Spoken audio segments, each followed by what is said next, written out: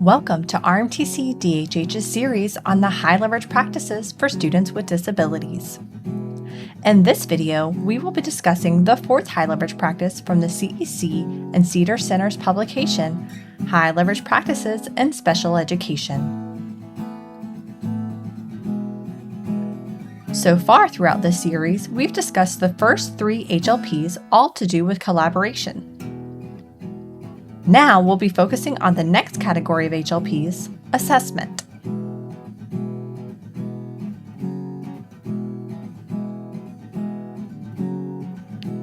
The HLPs state that assessment plays a foundational role in special education. Special educators are familiar with the importance of gathering quality data to design programs for students with disabilities. Let's take a look at the first practice in the category of assessment, HLP4.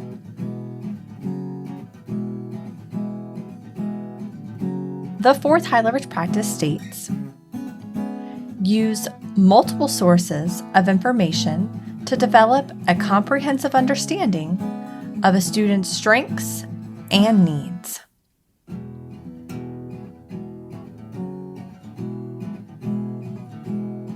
The research behind this particular practice suggests that teachers need to create a comprehensive learner profile through record keeping. Why are comprehensive learner profiles important? They are crucial in helping the educational team design, implement, evaluate, and revise programs that meet the individual needs of the student, and allows them access to the general education curriculum. Remember John Hattie and his book Visible Learning? He synthesized more than 800 meta-analyses related to the influences on student achievement.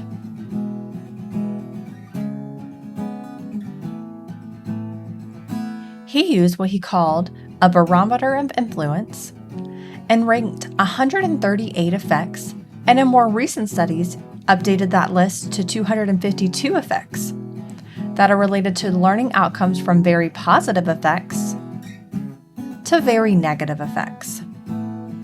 But what does this have to do with the HLPs and assessing students who are DHH? Don't worry, we're getting there.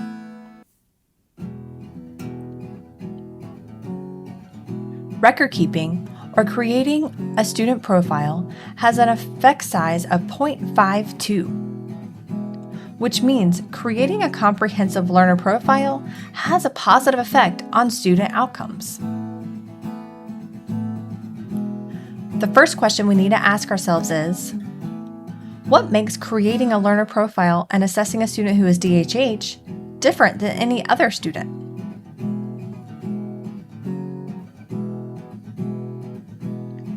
Remember in our very first video of this series how we described our students who are DHH like the zebras in a herd of horses?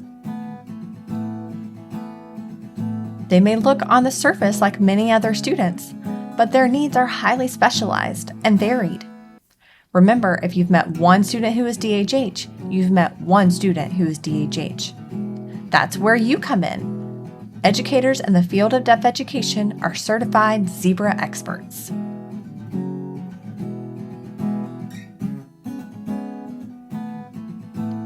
It's your job to understand the different types of assessment tools available and how to use those tools. Choosing appropriate assessments will help educators in also choosing the appropriate interventions that are necessary for that child's growth and success. After all, teachers need rich information about students if they're going to respond effectively to their needs. But where do educators find these kind of assessments? Head on over to the RMTC website, go to the Resources tab, scroll to the Assessment/Evaluations icon, and there you will find a list of suggested accessible assessments for ASL, auditory skills, functional listening, self-advocacy, reading, and more. What do we mean by accessible assessments? Glad you asked. Here are some questions to ask yourself when choosing an assessment for a student who is DHH. If the student is testing on the computer, can he or she hear and understand the voice? Or do they need access to a speaker's face to understand spoken language? If so, a human reader may be necessary.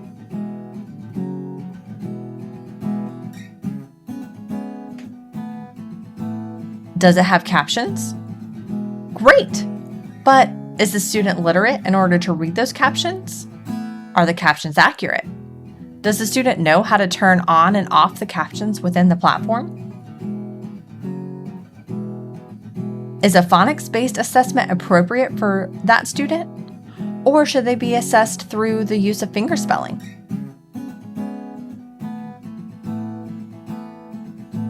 Also, let's not forget that just because we're not focusing on collaboration doesn't mean you should stop doing it.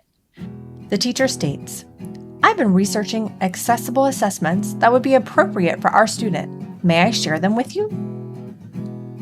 The administrator states, "Certainly, please tell us more."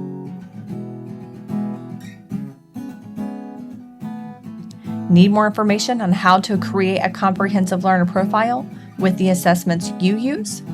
Check out Felicia Massey's Teacher Spotlight video on progress monitoring and record-keeping binders in our video library under Teacher Spotlight.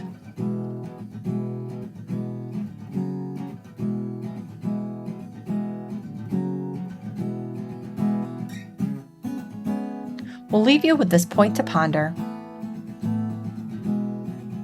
What tools do you use to create a comprehensive profile of your students? Come to the TA Live discussion session to learn how your colleagues answer this question. And share your thoughts to collaborate together. Remember to check out additional resources in the Live Binder. You can access the Live Binder on the RMTC-DHH TA Live website or by going to the bit.ly/RMTC-HLP. Can't make it to the discussion session? Or perhaps you're watching a recording of this at a later time. An idea to still work within your district is to visit the Iris Center HLP Interactive Alignment Tool.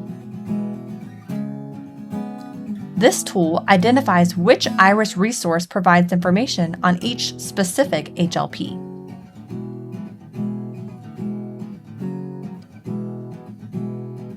Where can you find the information for the IRIS Center? If you guessed the Live Binder, you are right. Remember, you can find that at bit.ly/RMTC-HLP.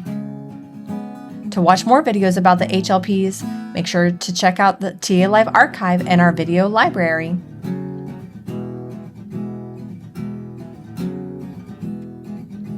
Until next time, we'll see you around. This presentation was funded by the Florida Department of Education's Bureau of Exceptional Student Education through federal assistance under the Individuals with Disabilities Act, Part B funds. The information included does not reflect any specific endorsement by any parties involved.